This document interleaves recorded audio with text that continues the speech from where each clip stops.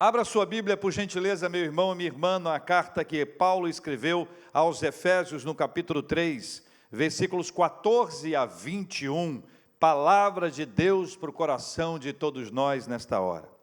Diz a Bíblia, versículo 14 em diante: por esta causa me ponho de joelhos diante do Pai, de quem toma o nome toda a família, tanto no céu como sobre a terra, para que, segundo a riqueza da sua glória, vos conceda que sejais fortalecidos com poder, mediante o seu Espírito no homem interior, e assim habite Cristo no vosso coração pela fé, estando vós arraigados e alicerçados em amor, a fim de poderdes compreender com todos os santos qual é a largura e o comprimento, e a altura, e a profundidade, e conhecer o amor de Cristo, que excede todo entendimento, para que sejais tomados de toda a plenitude de Deus. Ora, aquele que é poderoso para fazer infinitamente mais do que tudo quanto pedimos ou pensamos, conforme o seu poder que opera em nós, a Ele seja glória, na igreja e em Cristo Jesus, por todas as gerações, para todos sempre. Amém. O Evangelho de Jesus gera uma profunda revolução espiritual. O Evangelho de Jesus gera uma profunda revolução espiritual. Jesus veio para transformar as pessoas e o modo delas se relacionarem com Deus. Cristo quebra a distância, Ele aproxima, traz para perto e leva para perto do Pai. O cristianismo em ação, ele é apaixonante.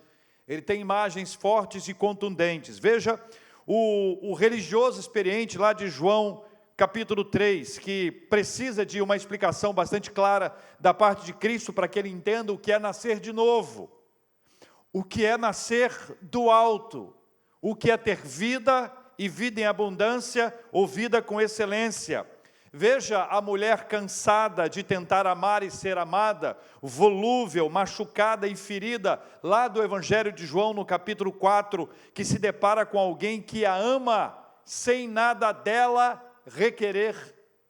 Veja ainda outra mulher pecadora, pega em flagrante adultério, condenada à morte, diante de seus acusadores e já sentindo o cheiro sofrido do sangue, ver o seu pecado ser tratado, e também daqueles que se julgavam perfeitos e a acusavam, e ouvir a palavra de Cristo para ela: não peques mais. O Evangelho em ação, ele é apaixonante. O Evangelho em ação é uma revolução constante, ele nos conecta a Deus. Isso já seria absolutamente suficiente para abrir o nosso entendimento e fazer vibrar o nosso coração sedento pelo Senhor. Nós precisamos estabelecer com o Senhor esse tipo de conexão especial que só o Evangelho gera. O Evangelho de Jesus gera uma profunda revolução espiritual, e Paulo sabe bem o que é essa revolução. Ele mesmo foi sacudido internamente por essa revolução, nem de longe, no caso de Paulo, foi uma espécie de adesão à igreja ou à comunidade religiosa.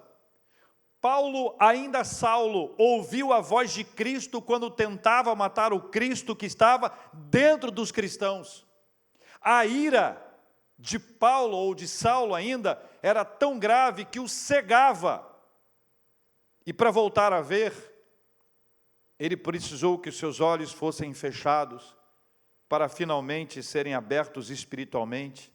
Seus 3 dias sem ver precederam a ressurreição da sua visão. Dentro dele estava havendo um movimento de Deus que estava mudando seus valores e a sua existência como nunca antes. Não dependia de Paulo para ser mudado. Essa primeira mudança, essa ação inicial, dependeu absoluta e unicamente do Senhor. Deus escolheu Paulo, e como um raio o atingiu, a graça irresistível o alcançou, E o resultado disso é um homem que era contra Cristo, é um homem que queria matar o Cristo que estava dentro dos cristãos, e apesar de toda a sua resistência anterior, ele se dobra, ele se rende, ele se entrega. Esta é a graça irresistível da qual a teologia nos fala. Se ele antes era derrotado pelo pecado, agora Saulo, cheio de Deus, transformado pelo poder do Espírito Santo, tem a sua parcela de colaboração dentro do processo da santificação. A regeneração é um ato divino, exclusivamente divino. Agora, a santificação tem a participação do homem Paulo, do homem Saulo. Tem a sua, tem a minha participação. Como é que funciona isso? Antes, Saulo era escravo do pecado. Ele não tinha escolhas. A escolha que ele tinha era pecar.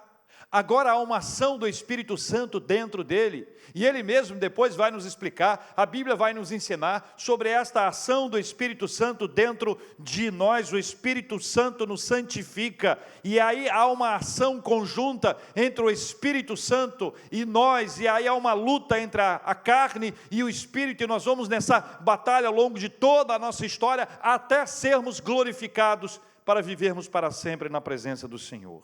Essa explosão interior, ela é produzida por Cristo, exatamente a quem antes ele odiava. Agora, veja este homem no versículo 14, veja este homem de joelhos. O texto nos lembra da sua conversão, lá da história de Atos 9, o relato que Lucas faz da conversão de Saulo. Ele nos lembra porque o texto relata que Paulo ele se rendeu, e o fato de se render faz essa conexão com o texto de Efésios, porque lá está esse homem a quem Deus revolucionou espiritualmente de joelhos. E já se disse sobre os cristãos, sabe-se bem medir a grandeza de um cristão à medida que ele se rende de joelhos diante do Senhor. Ajoelhar-se passou a ser um hábito, não mais um hábito religioso. Não era mais um ritual, um rito que se repete, mas é alguém que sabe que está diante de Deus. Veja, a palavra é clara: por esta causa me ponho de joelhos diante do Pai. Paulo aprendeu e desenvolveu com o Senhor um relacionamento de paternidade. Com quem ele aprendeu isso? Com quem que Paulo aprendeu a chamar Deus de Pai? Quem é que nos ensinou a chamar Deus de Pai, senão o Filho? Jesus nos ensinou. Jesus nos ensinou a chamar Deus de Pai, e aprendemos a orar. A oração do Pai Nosso, não é isso? Pai Nosso. A história da humanidade é conduzida por Deus, Ele tem um controle, e seu amor pelos pecadores é algo extremamente grande. Deus nos ama de uma forma que nós não temos condições de compreender. Saulo, o perseguidor, ele já era amado pelo Senhor ainda enquanto estava perseguindo. Ele não foi amado depois que ele virou um cristão, exatamente porque ele era um não cristão, ou era um anticristão, que ele foi amado, e este amor o alcançou. Este amor que Deus traz e que Deus nos mostra na sua palavra, esse amor é eterno, e você sabe que sobre eterno você não pode dizer quando começou, e sabe que nunca vai acabar. O amor de Deus é eterno. O amor de Deus é incondicional. Nenhum de nós fez alguma coisa para merecer o amor de Deus, porque o amor de Deus precede o nosso nascimento. Quando eu nasci, lá em 1519, quando eu fui entregue aos braços da minha mãe e do meu pai, eu já era amado pelo Senhor. Quando você nasceu, muito mais recente, quando você nasceu, você já era amado pelo Senhor. O que é que você fez antes de nascer para merecer o amor de Deus? Nada, porque o amor de Deus é incondicional. Da mesma forma que ele é incondicional, esse amor de Deus também é eterno. Então, todo esse processo da revolução espiritual gerada por Deus na nossa vida, ela tem como base e fundamento esse amor do Senhor. Esse é o Evangelho de Jesus Cristo que age dentro de nós. E eu vou pontuar aqui 3 manifestações dessa revolução a partir do texto. Caminhe comigo pelas Escrituras. Primeiro, a revolução espiritual nos renova com o poder de Deus. A revolução espiritual nos renova com o poder de Deus. Leia comigo o versículo 16. Para que, segundo a riqueza da sua glória, vos conceda que sejais fortalecidos com poder, mediante o seu Espírito no homem interior. Esta revolução espiritual que nos renova com o poder de Deus é algo maior do que você possa imaginar ou que possa querer controlar. Ela vem do Altíssimo, não se pode resistir ou dizer que não quer. Mas não pense que isso é algo forçado. Eu vou tentar explicar. O Evangelho é tudo que eu sempre quis. E quando eu encontrei, quando eu fui encontrado, quando houve esse encontro, eu não fui forçado, eu me rendi, porque era exatamente tudo que eu procurava. O Evangelho é tudo que você procura. Então, quando eu falo que o Evangelho nos alcança, que o Evangelho nos transforma, que não há como resistir, que Ele chega na nossa vida e nos toma de uma maneira extraordinária. Quando eu digo que isso acontece, eu não estou dizendo que é fruto de uma manipulação, de uma pressão, de alguma coisa que vai nos controlar, pelo contrário, absolutamente o contrário, é tudo que eu sempre quis. Então eu me rendo, eu me entrego, eu busco, eu quero, é o poderoso Evangelho do Senhor Jesus Cristo na nossa vida. O cristianismo é o nosso maior sonho espiritual. O poder de Deus nos mostra quem nós somos e quem Deus é, e seu maravilhoso amor. O que eu não posso fazer, Ele pode. O que eu não sei, Ele sabe. O que eu não vejo, Ele vê. O que eu não consigo, Ele consegue. Paulo não aderiu a uma religião, Paulo não aderiu a uma comunidade, ele abraçou a fé, e dentro dele estava havendo uma revolução espiritual sob a ação poderosa de Deus. O poder de Deus é a cura espiritual para as feridas produzidas pelo distanciamento de Deus. O poder é a cura espiritual para as feridas produzidas pelo distanciamento de Deus.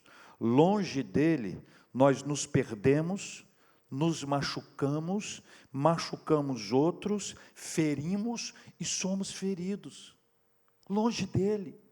Longe dele nós somos agressivos, longe dele nós somos vingativos, longe dele nós deixamos criar raiz de amargura, longe dele o ódio nos alimenta, longe dele nós queremos acabar com a raça das pessoas, longe dele a maledicência, longe dele a tudo isso. Então veio o Evangelho, ele entra na nossa vida, e o poder do Evangelho, ele quebra essa distância, ele nos aproxima de Deus, e ele cura a nossa vida. É a cura espiritual para as feridas produzidas pelo distanciamento de Deus. A imagem é simples. É um filho, uma filha, que quanto mais se afasta de Deus, ou quanto mais se afasta de casa, mais se machuca, mais é ferido, mais se deteriora, mais traz os prejuízos para o seu organismo. Quanto mais se afasta, pior fica. Aí você é aproximado pelo Senhor, o Senhor te traz de volta a presença dEle, a cura, a restauração. É esta ação poderosa de Deus sobre a nossa vida. A revolução espiritual, ela nos renova pelo poder de Deus. É o Senhor que entra na nossa vida. Essa revolução espiritual, ela acontece, e essa ação do Senhor é algo poderoso, extraordinário, que só Ele pode realizar na nossa vida. Sabe a ideia do filho que se afasta? Ele não tem forças para voltar, mas alguém vai buscá-lo e o leva em segurança na presença do Senhor. A revolução espiritual nos renova com o poder de Deus. Segundo, a revolução espiritual renova o nosso coração. A revolução espiritual renova o nosso coração. Veja o que diz o versículo 17. E assim habite Cristo no vosso coração, pela fé, estando vós arraigados e alicerçados em amor. Tem até um cântico antigo. Recebi um novo coração do Pai. Lembra? Esta é uma ação que Deus realiza na nossa vida, a revolução espiritual, ela renova o nosso coração. Jesus diz em Mateus capítulo 15, versículo 19, que do coração procedem, olha o que procede do coração, escuta a sua lista, do coração procedem maus desígnios, homicídios, adultérios, prostituição, furtos, falsos testemunhos e blasfêmias. Ainda tem gente que diz, eu estou seguindo meu coração. Ou chega para uma pessoa que está pedindo ajuda, o que você acha? A pessoa diz, segue seu coração. Maus desígnios, homicídios, adultérios, prostituição, furtos, falsos testemunhos, blasfêmias. Mateus 15, 19, impressionante, não é? Provérbios 4, 23 declara, sobre tudo o que se deve guardar, guarda o coração, porque dele procedem as fontes da vida. O coração revela o homem sua capacidade de receber, sua sensibilidade à revelação divina, bem como sua determinação própria com respeito a esta revelação. O coração é o ponto do impacto do Espírito Santo e sobre ele que recai a grande decisão. Nós somos santuários de Deus. Enquanto santuários de Deus, o Espírito Santo, nessa revolução espiritual, ela renova o nosso coração. Antes, um coração maldoso é transformado em impactado. Um coração cheio daqueles maus desígnios todos, aquela lista incrível que ali está, é transformado. O coração antigo é trocado por um coração novo. O coração de pedra recebe um coração de carne. O nosso coração é amolecido pelo Espírito Santo de Deus. Chega a dizer o apóstolo Paulo, não sou mais eu quem vive, mas é Cristo quem vive em mim. Está estabelecida a morada espiritual no meu coração. Meu coração. Quando alguém entrega o seu coração para Cristo, quando alguém faz uma oração de entrega, quando alguém se rende diante de Jesus Cristo, ele recebe um coração novo. As coisas velhas se passaram e eis que tudo se fez novo, a ponto de dizer, não sou mais eu quem vive, mas Cristo vive em mim. E o Senhor vai agindo na nossa vida, veja o que diz a Bíblia, Romanos capítulo 5, versículo 5, ora, a esperança não confunde, porque o amor de Deus é derramado em nosso coração pelo Espírito Santo que nos foi outorgado. Romanos 5, 5 nos ensina que o Espírito Santo, ele traz o amor aqui, para o coração. E aquela pessoa ruim, pensa uma pessoa ruim, pensou aí? Pensa no outro agora. Pensou em outra pessoa? Pensa em outra agora. Pensou? Mas você conhece gente ruim, pelo amor de Deus, hein? Aquela pessoa com coração ruim, com coração maldoso, com coração cheio de ódio, com coração... Aquela pessoa tem o amor de Deus outorgado. O amor de Deus muda o coração dela. É por isso que a gente fala que é uma velha criatura. Colossenses capítulo 3, versículo 15, Paulo escreve, seja a paz de Cristo o árbitro em vosso coração, a qual também fostes chamados em um só corpo e sede agradecidos. Esse coração aqui é o coração novo, não é aquele coração lá do Evangelho de Mateus, não. É o coração novo. E aí o que você tem? A paz de Cristo é o hábito no coração. Quem passou pela revolução espiritual, cujo coração foi renovado pelo Senhor, recebe de Deus uma sinalização. De vez em quando alguém me pergunta assim, como saber se é a vontade de Deus ou não, para isso, para aquilo ou para aquilo outro. E um relato claro, lúcido, é a paz de Cristo no coração. E a gente sempre faz uma ressalva, porque algumas coisas podem me dar paz, momentaneamente, superficialmente, mas passa. Agora, essa paz aqui não é assim não, completamente diferente. Pensa numa coisa diferente. Pensa num trabalho difícil, complicado, numa circunstância adversa, mas ainda assim você sente paz. É isso. É isso que a Bíblia nos traz, é isso que a Bíblia nos ensina. Gálatas capítulo 4, versículo 6, ainda tem essa palavra de Deus para nós: e porque vós sois filhos, enviou Deus ao nosso coração o Espírito de seu Filho, que clama, Abba, Pai. Ou 2 Coríntios capítulo 1, versículo 22, que também nos selou e nos deu o penhor do Espírito em nosso coração. A revolução espiritual renova o nosso coração. Você sabe que a gente precisa pedir isso ao Senhor, né? A gente precisa orar ao Senhor. A gente precisa pedir ao Senhor que isso aconteça na nossa vida, na sua, na minha, na vida das pessoas que a gente ama. A revolução espiritual... A revolução espiritual, ela nos renova com o poder de Deus, ela renova o nosso coração. A terceira e última, a revolução espiritual, ela renova o nosso entendimento. Ela renova o nosso entendimento. Versículos 18 e 19, leia comigo. A fim de poderdes compreender, guarda isso, com todos os santos, qual é a largura e o comprimento e a altura e a profundidade, e conhecer o amor de Cristo, cadê? Que excede todo o entendimento, para que sejais tomados de toda a plenitude de Deus, é o que diz a Bíblia. Eu tomei conhecimento de uma obra em que um editor de uma importante revista internacional, ele passou um ano em que ele escolheu textos bíblicos pesadíssimos, da lei, a grande maioria, talvez 90 e tantos % do Antigo Testamento, sempre ligados a alguma coisa do ritual, e ele colocou isso como ordem para a sua vida, e estabeleceu isso como uma prática, uma série de coisas.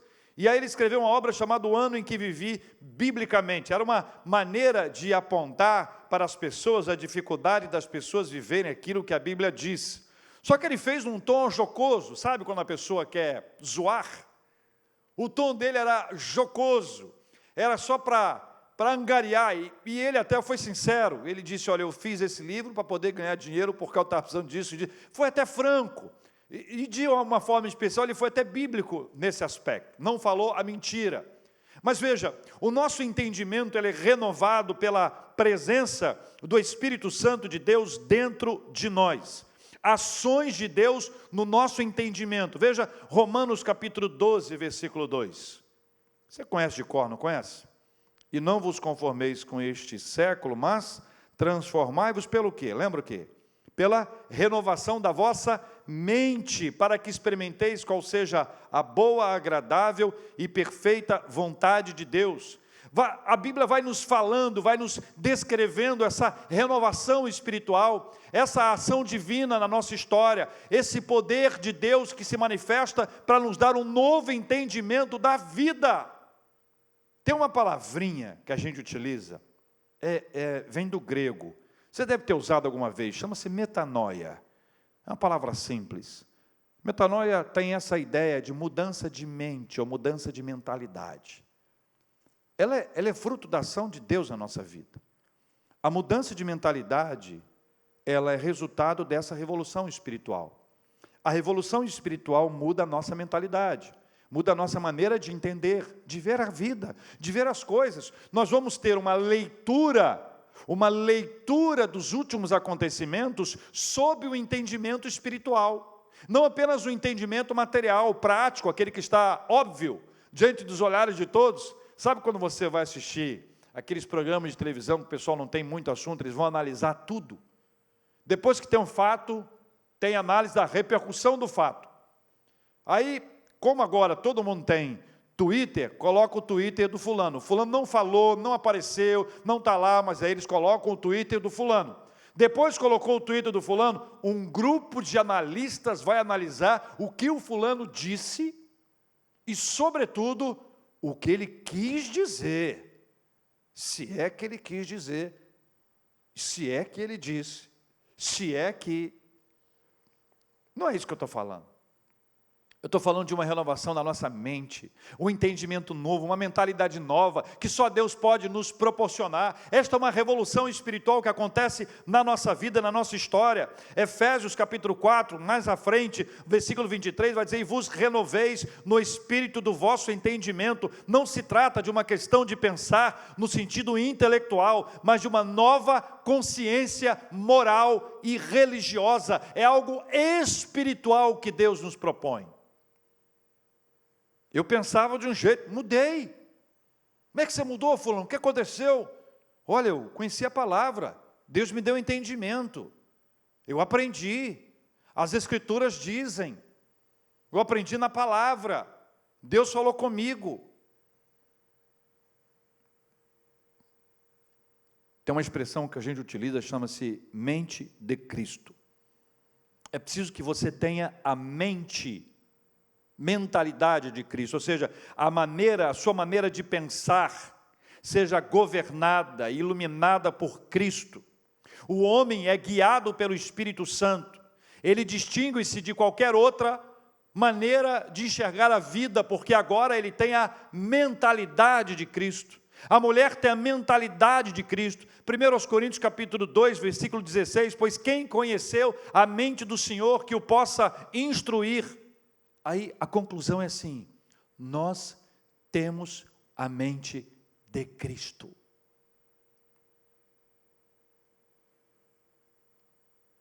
Nosso jeito de entender toda a vida sofre o impacto dessa revolução.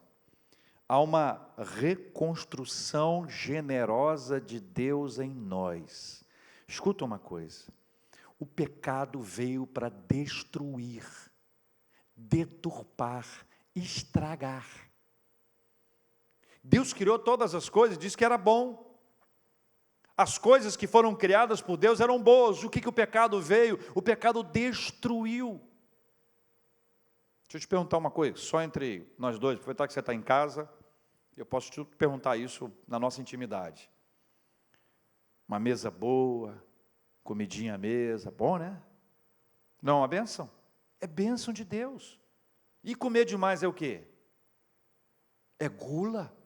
Gula é pecado.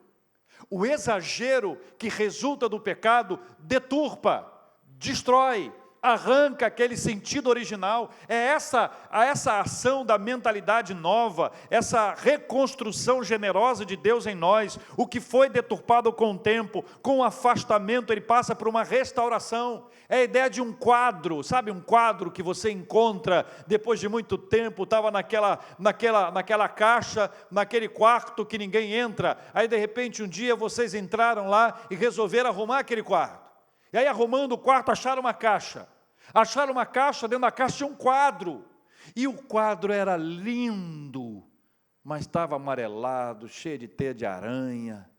Aí você limpou aqui, passou um pano, passou isso, passou aquele negócio que dá brilho, né? Fiz muito isso, passei aquele negócio que dá brilho assim, aí limpou o quadro assim, você usou uma técnica especial que você viu em algum lugar, ou alguém te ensinou, você tem um quadro que é muito importante, você levou para que ele fosse restaurado. Todo esse processo é uma ação do Senhor, é um quadro que foi restaurado de uma maneira incrível, de uma forma que só Deus pode operar.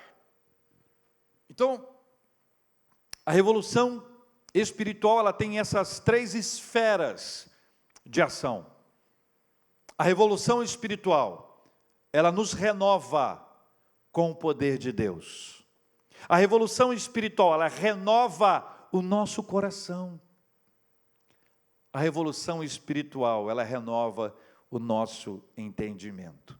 E aí eu pergunto a você, você acha, só aqui entre nós dois, tá? Você acha que você precisa de uma renovação, de uma revolução espiritual? Posso ser franco com você? Eu preciso diariamente dessa revolução espiritual, porque a minha, assim como a sua tendência, é má. Mas a graça de Deus nos abraçou, como abraçou Paulo, e o transformou completamente. Essa revolução espiritual, ela vem com o poder de Deus na nossa vida.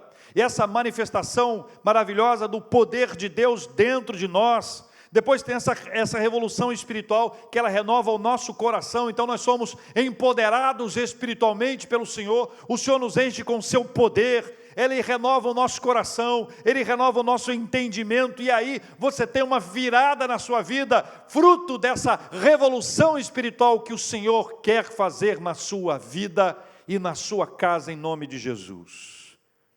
Neste processo, meus irmãos e minhas irmãs, duas outras ações devem ser destacadas. Veja o versículo 19. E conhecer o amor de Cristo que excede todo entendimento. É a mesma expressão que ele utiliza para excede todo entendimento, como quando ele fala da paz de Deus. Então você pode dizer que tem pelo menos duas coisas que Paulo não consegue explicar. Paulo, o apóstolo, tem duas coisas que Paulo não consegue explicar. Uma é a paz de Deus, a outra é o amor de Deus. E conhecer o amor de Cristo que excede todo entendimento, para que sejais tomados de toda a plenitude de Deus. Você conhecerá o amor de Cristo, e esse amor é inexplicável. Não tente resumi-lo em palavras, porque ele não cabe nelas. O amor de Cristo é singular, não se vai encontrá-lo em modelos estabelecidos pelos homens e mulheres, por melhores que sejam suas intenções. O amor de Cristo, ele excede a todo entendimento, ele não tem explicação, ele foge à lógica e ao comum, ele vai além de tudo isso. E esse amor de Cristo, guarda isso com você, presta atenção, esse amor de Cristo nos leva ao topo da montanha espiritual. Pensa no topo da montanha espiritual, é para lá que o amor de Cristo nos leva. O amor de Cristo nos leva para o topo da montanha espiritual. Nós somos alcançados pelo Senhor, Ele nos leva, Ele nos toma a toda a plenitude de Deus. Não há palavras, não há absolutamente nenhuma linguagem que possa traduzir isso, que possa nos mostrar isso. Não há nenhuma ação humana, pessoal, sua ou minha, mas há uma ação divina, há uma ação poderosa de Deus sobre nós. O Senhor nos toma, veja o que diz a Bíblia, e conhecer o amor de Cristo que excede todo entendimento, para que sejais tomados de toda a plenitude de Deus. É o topo da montanha espiritual. Essa revolução, ela abre as janelas do impossível. Guarda essa frase. Essa revolução abre as janelas do impossível. Não tem jeito, não dá, não acontece, impossível. Sabe aquela lista que a gente tem de coisas? Essa revolução abre as janelas do impossível. O que pedimos ou pensamos se revela conservador demais. Toda aquela nossa lista de pedidos, que listinha mais chinfrim, conservadora. O que Ele faz, por causa do seu poder, veja o que diz a Bíblia, é infinitamente mais do que tudo quanto pedimos ou pensamos, conforme o seu poder que opera em nós. Como é que isso se dá? Não sei.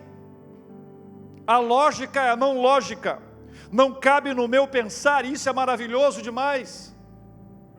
Esse amor de Cristo abre as janelas do impossível. Essa revolução operada por Deus na nossa vida abre as janelas do impossível. Aquilo que você sonhou, que você planejou, que você orou, que você clamou e que você sempre achou que era impossível, a sua lista é conservadora. O que Deus pode realizar é muito mais do que tudo que pedimos ou pensamos, porque essa revolução abre as janelas do impossível.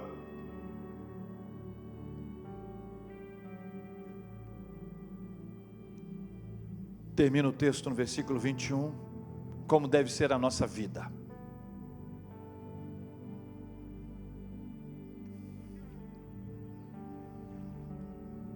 A Ele seja a glória, na igreja e em Cristo Jesus, por todas as gerações, para todos sempre. A Ele seja, a Deus seja a glória, a Ele seja a glória, na igreja e em Cristo Jesus, por todas as gerações, para todos sempre. Amém. É assim que termina o processo inteiro. Quando toda a revolução acontece, somos renovados pelo poder de Deus. Quando o nosso coração é renovado pelo Senhor. Quando a nossa mente, o nosso entendimento é renovado pelo Senhor. Quando as janelas do impossível são abertas. Quando tudo isso acontece na nossa história, na nossa vida. Ao final de todas essas coisas, quando tudo isso se findar, nós vamos terminar tudo e dizer: a Ele seja a glória, na igreja e em Cristo Jesus, escuta isso, por todas as gerações. Vovó, vovô, que compartilhou o Evangelho com seus filhos, pais que compartilharam com seus filhos, filhos que compartilharam com seus filhos, as gerações, uma geração ensinando a outra geração, compartilhando com a outra geração, e as revoluções continuam a acontecer. A revolução espiritual que começou numa pessoa, vai passando para outra, porque esta é a ação poderosa do Senhor na nossa história, que muda a nossa vida, muda a nossa casa, muda as gerações, e você olha lá para frente.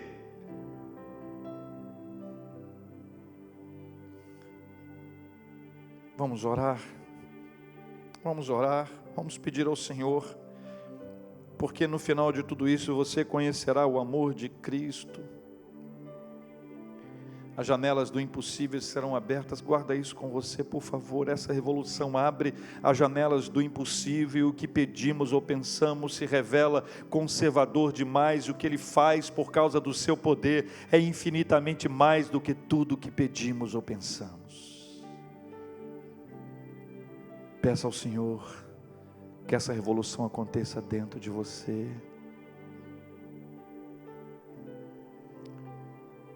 Ore pelas pessoas que estão aí junto com você.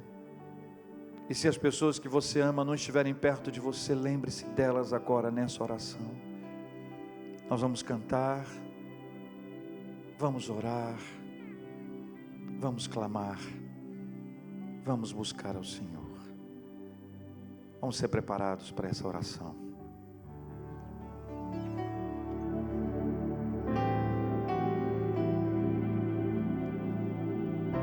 Tua voz me chama sobre as águas, onde os meus pés